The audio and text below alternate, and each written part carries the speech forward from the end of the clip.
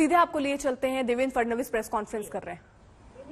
तरी देखील जो फोटो त्यांनी या ठिकाणी ट्विट केलेला आहे, कालच रिव्हर मार्चच्या लोकांनी त्या संदर्भातलं स्पष्टीकरण दिलं की आमच्या क्रिएटिव्ह टीमनी हायर केलेला हा व्यक्ती होता। 4 वर्षापूर्वीचा फोटो आहे, तो आज सापडलेला आहे। आणि रिव्हर मार्च ही जी संघटना आहे मुंबईमध्ये रिव्हर रिज्युविनेशन करता काम करते, त्याचे जे चौगुले आहेत त्यांनी या ठिकाणी आम्हाला रिक्वेस्ट केली होती आणि त्या संपूर्ण मोहिमेशी आम्ही जोडलो गेलो होतो। माझी पत्नी पण जोडली गेली होती, मीही त्याच्यामध्ये त्यांना मदत करत होतो। त्यावेळी जे काही त्यांनी एक सॉन्ग तयार केलं होतं, त्या सॉन्गच्या शूटिंगच्या वेळी हे सगळे फोटो काढण्यात आलेले आहेत। अख्ख्या टीमने काढलेले फोटो आहेत आणि केवळ माझ्या पत्नीसोबत नाही, माझ्याही सोबत काढलेले फोटो आहेत। पण मेरे साथ भी फोटो खींची थी, मेरी पत्नी के साथ भी फोटो खींची थी। पत्नीसोबतचा फोटो शेअर केला, याच्या पाठीमागची मानसिकता ही स्पष्टपणे दिसते आहे। मेरी पत्नी का जो फोटो शेयर किया है उससे उनकी मानसिकता पता चलती है। अतिशय स्पष्टपणे रिव्हर मार्च वाल्यांनीच स्पष्ट केलेलं आहे की त्यांच्या कुठल्याही फायनान्सेसचा त्याचा संबंध नाहीये, तो हायर्ड माणूस आहे। आणि सगळ्यात महत्त्वाचं, वो एक हायर किया हुआ इंसान था, उससे हमारा लोक आले होते ऑर्गेनाइजेशन का लेना देना नहीं था। हे रिव्हर मार्च वाल्यांसोबत आलेले लोक होते, त्यामुळे वो रिवर मार्च जो ऑर्गेनाइजेशन है उसके साथ आए हुए लोगों में से था। संबंध नाही। पण एक गोष्ट निश्चित आहे की नवाब मलिक ज्या प्रकारे म्हणाले की भाजपचं ड्रग्ज कनेक्शन, आता नवाब मलिकांचे जावई हे ड्रग्ज सकट सापडले आहे। जिस तरह से नवाब मलिक एलिगेशन लगा रहे हैं कि बीजेपी का ड्रग कनेक्शन है, वैसे से ज्यादा कनेक्शन तो उनके खुद के दामाद का है जिनके पास ड्रग्स मिला था। संबंध नसलेल्या व्यक्तीसोबत फोटो आल्यामुळे जर कोणी ड्रग माफिया होत असेल तर ज्यांच्या घरीच ड्रग्स सापडतात त्यांची पार्टी काय होणार आहे? अगर बाकी के पार्टी के लोग के ऊपर एलिगेशन लग रहा है कि वो माफिया से जुड़े हैं, तो जिनके घर में खुद के घर में ड्रग मिल रहा है तो वो क्या है? दिवाली के पटाखे छोड़ने का शौक नवाब मलिक को हो रहा है, और इसका कारण ये है ज्यांचे संबंध अंडरवर्ल्डशी आहेत अशा लोकांनी माझ्याशी बोलू नये आणि ड्रग्स संदर्भात बोलू नये। जिनके खुद के कनेक्शन अंडरवर्ल्ड और ड्रग्स से हों वो मेरे पर कुछ न बोले। आणि राष्ट्रवादी काँग्रेस पार्टीचे अध्यक्ष श्री शरद पवार साहेब यांना देखील नवाब मलिकांचे अंडरवर्ल्डशी असलेल्या संबंधाचे सगळे पुरावे हे मी या ठिकाणी पाठवणार आहे। मैं शरद पवार जी को पूरे कनेक्शन जो है नवाब मलिक के अंडरवर्ल्ड से और ड्रग्स पेडलर से वो भेजना उनको। त्यामुळे आता याला अंतापर्यंत तर न्यावंच लागेल। एकूणच या संपूर्ण प्रकरणामध्ये आपल्या जावयाची चार्जशीट वीक व्हावी आणि कुठल्याही परिस्थितीत एनसीबीच्या ऑफिसर्सनी दबावामध्ये येऊन आपल्या जावयाला या संपूर्ण प्रकरणातून सुटण्याकरता मदत करावी, याकरता हे सगळे प्रयत्न चाललेले आहेत। पण मला असं वाटतं कायदा सक्षम आहे आणि कायदा हा निश्चितपणे law will take its own course. मंत्री नवाब मलिक इन्होंने जो आरोप लगाए हैं, ये आरोप हास्यास्पद इस प्रकार के आरोप है। इसका कारण रिवर मार्च ये जो संगठना मुंबई में काम करती है, इस संगठना ने जो रिवर एंथम तैयार किया, उस रिवर एंथम के लिए जो टीम हमारे पास आई थी, उस टीम के क्रिएटिव टीम का एक हायर्ड आदमी, जिसने पूरी टीम ने हमारे साथ उस समय फोटो खिंचवाए और उस व्यक्ति को 4 साल बाद आज एनसीबी ने अरेस्ट किया। ये 4 साल पहले का फोटो है और इसके आधार पर वे संबंध जोड़ना चाहते। सबसे महत्व की बात यह है कि ये संपूर्ण रिवर मार्च के जो लोग हैं, इसमें जो प्रमुख है मिस्टर चौगुले, इन्होंने भी कल स्पष्ट किया है कि हमारी टीम के साथ ये आए हुए थे, इनका कोई संबंध नहीं है।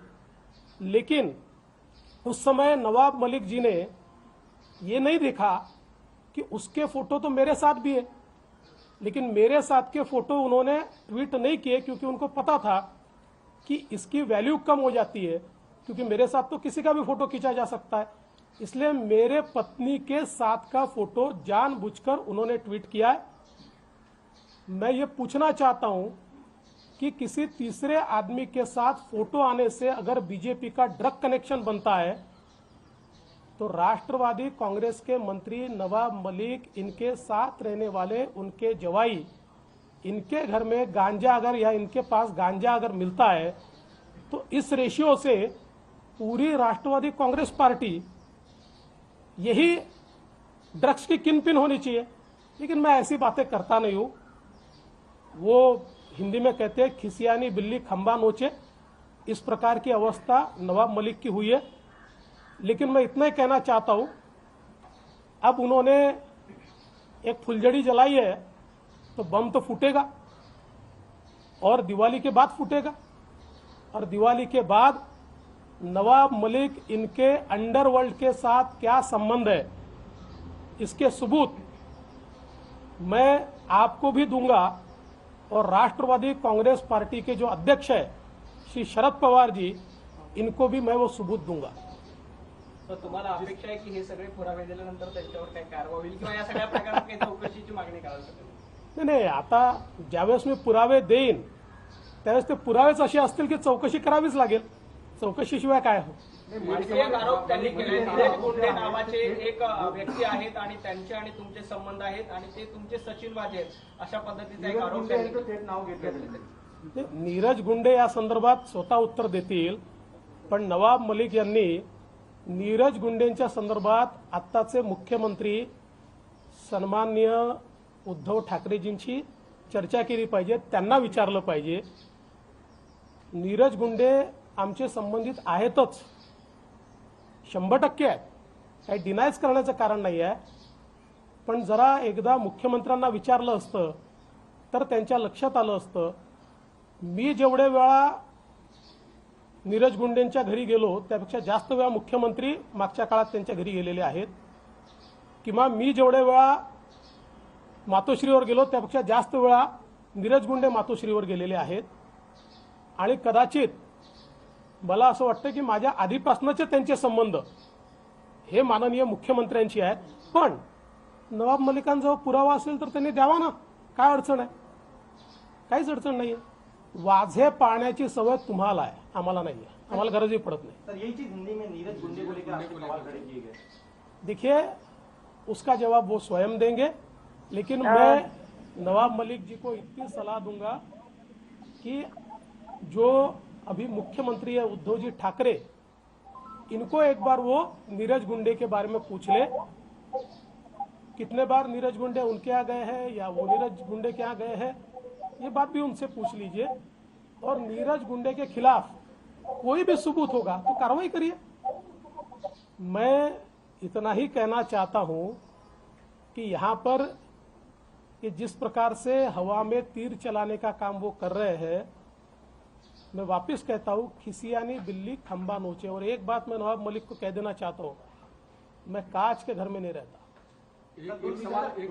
मर्यादा लांग भी सर, अब तक तो सर एक अधिकारी पर कर रहे थे, आप पर व्यक्तिगत टिप्पणी कर रहे थे, लेकिन अब मर्यादा लांग भी परिवार के सदस्यों की तस्वीरें पोस्ट कर रहे हैं।